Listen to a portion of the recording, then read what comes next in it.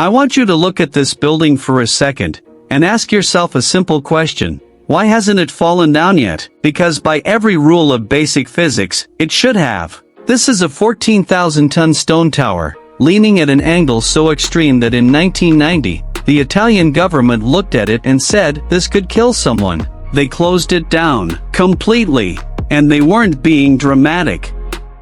Their own engineers had calculated that this tower was approaching a mathematical point of no return, a specific angle beyond which no force on Earth could stop it from collapsing. So today, I want to break down exactly how a building manages to survive 800 years while actively trying to fall over.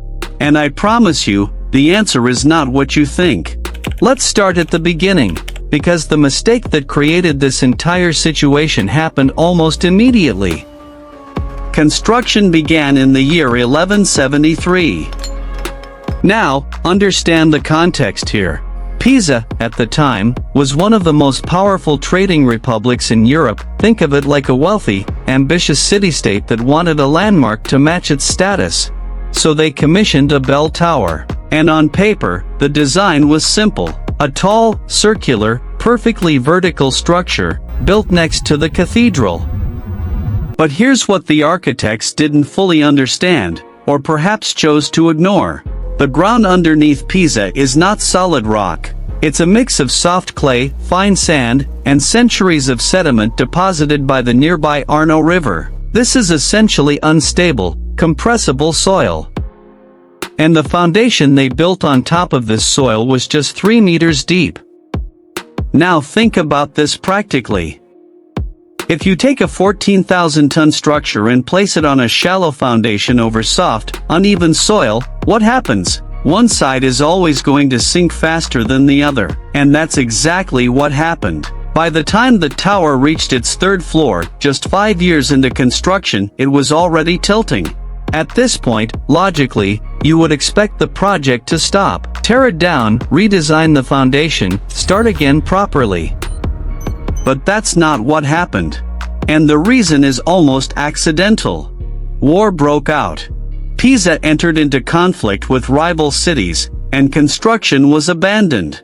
Not for a few years, for almost a century. The unfinished, already leaning tower simply sat there, exposed, forgotten, while the city dealt with more urgent problems. Now here's the part that I find genuinely fascinating. That 100-year gap, caused entirely by war, is very likely the reason this tower still exists today. Because during that century of inactivity, the soft soil beneath the tower had time to gradually compress and stabilize under the weight already resting on it.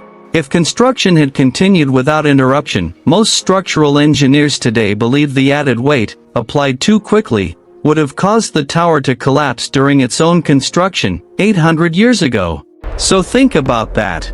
A war that nearly destroyed Pisa's economy may have accidentally saved its most famous monument. When construction resumed in 1272, the new architect faced a problem that had no clean solution. You cannot fix a crooked foundation once it's buried under stone. So instead, he tried something different. He began compensating for the lean as he built upward. On the sinking side, he made each new floor slightly taller than on the opposite side, essentially trying to bend the remaining structure back toward vertical, floor by floor.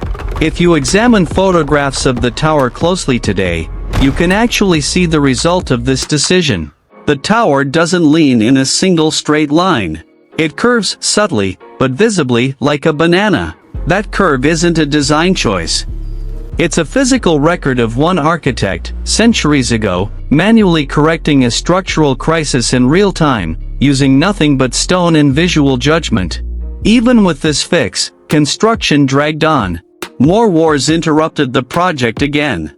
It wasn't until 1372, almost 200 years after the first stone was laid, that the tower was finally completed. Now let's address something you've probably heard before, because I think it's important to separate fact from myth here.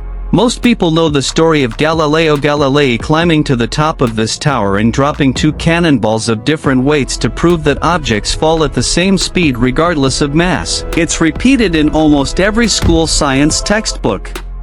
But if you actually look at the historical evidence, it's extremely weak. The only source for this story is an account written decades after the supposed event, by Galileo's own assistant, long after Galileo had died. There's no contemporary record, no independent confirmation. Most historians today believe this specific event, exactly as it's usually told, likely never happened. It's a story that survived not because it's true, but because it's satisfying. What actually did almost destroy this tower is far less mythical, and far more real. During World War II, as Allied forces advanced through Italy, American commanders received intelligence suggesting German snipers might be using the tower's height to observe troop movements. They seriously considered ordering an artillery strike to destroy it. One U.S. Army sergeant was sent ahead to verify this before the strike was authorized. He found the tower empty and made the decision to call it off. One judgment call, made in minutes, during an active war, is a direct reason this 800-year-old structure is still standing. Then there's the earthquake problem, and this is where the story gets genuinely counterintuitive. Tuscany is a seismically active region. Over the tower's history, the surrounding area has experienced at least 4 major earthquakes strong enough that engineers, retrospectively studying this, expected serious structural damage to a building already leaning this severely. That damage never came. For years, this puzzled seismologists. Eventually, a study explained why. The same soft, unstable soil that caused the tower to lean in the first place also absorbs and dampens seismic vibrations before they can transfer their full force into the structure above. So the exact flaw that nearly doomed this tower during construction has also, quietly, been protecting it from every major earthquake in its history. Its greatest weakness became its greatest, and completely unintentional, defense. But by the 20th century, this string of lucky accidents was running out. The lean kept slowly increasing, year after year. And in 1989, a similar medieval bell tower in another Italian city collapsed suddenly, without warning, killing 4 people. That single event forced Italy to confront a hard truth. If a comparable tower could collapse without any final warning signs, then Pisa's tower, leaning far more severely, and visited by millions of tourists annually, was an active, unaddressed risk. In January 1990, the tower was closed completely. By then, the lean had reached 5.5 degrees, with the top displaced more than 4 meters from true vertical. Engineers determined the structure was dangerously close to a threshold beyond which collapse would become mathematically unavoidable. So the real question becomes, how do you fix 800 years of accumulated structural failure on a historic monument, without destroying the very history that makes it valuable?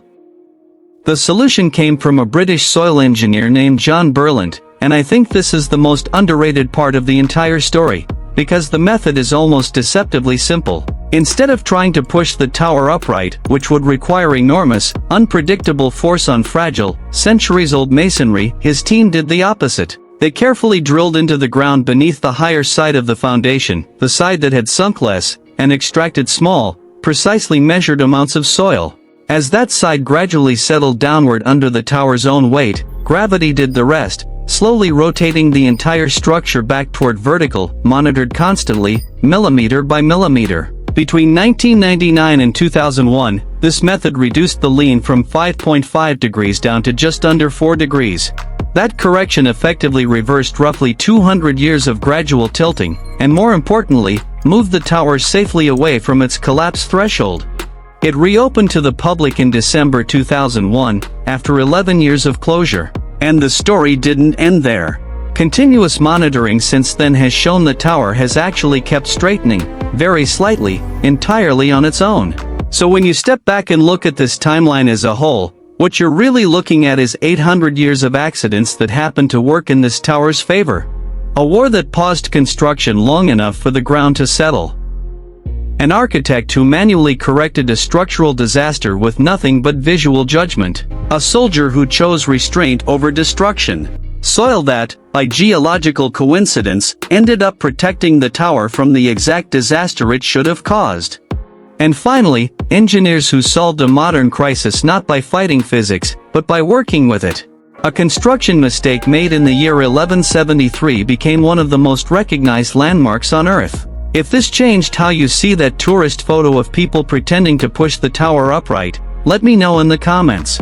And if you want more stories like this, the real engineering and history hiding behind the world's most famous landmarks, make sure you're subscribed, because there's a lot more coming.